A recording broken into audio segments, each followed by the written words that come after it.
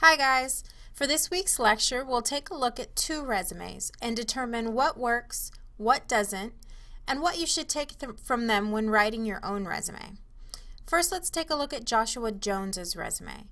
This resume follows a functional resume format, and we know this because he lists a summary of skills first to highlight them, and he does not have dates associated with his professional experience so as not to highlight gaps in his employment. Let's take a look at his content first. His objective, which you see here, is extremely clear. He wants a customer service position utilizing skills that he lists. Because of his clearly stated objective, the employer will know right away what position he is applying for. Next is his summary section. His summary section is concise and to the point. The important piece to note here is that it is not overly wordy, and all the skills he listed relate directly back to the customer service position. Remember the 30-second rule when writing your summary of skills and your job descriptions. They must be clear and easy to read. For the most part, you do not need to use full sentences. Now to the professional experience section.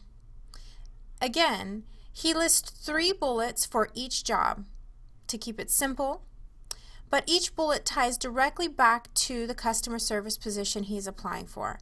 This is where a number of applicants will make the mistake of listing skills and responsibilities that do not relate to the position they want. He also uses numbers to quantify his accomplishments.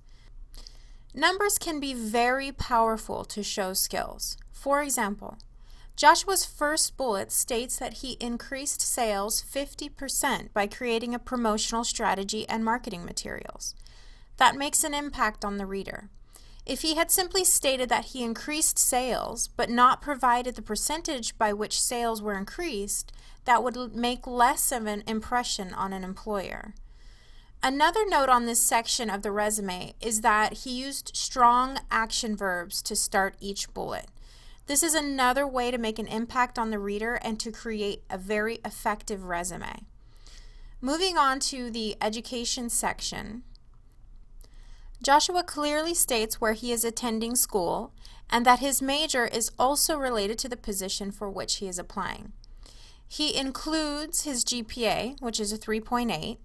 This is a personal choice. I would say really perhaps only include your GPA, first of all, if you want to.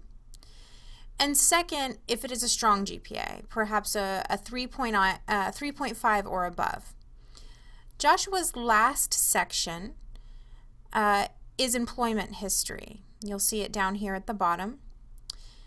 His strategy by placing this section last is to de-emphasize the gaps in his job history, and I think he accomplishes this well.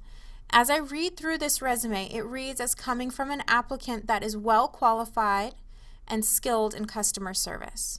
The format of this resume is also clean and clear. His name is at the top and in bold. He clearly organizes the information with bullets to move your eye down the page and toward important information. I give this resume an A.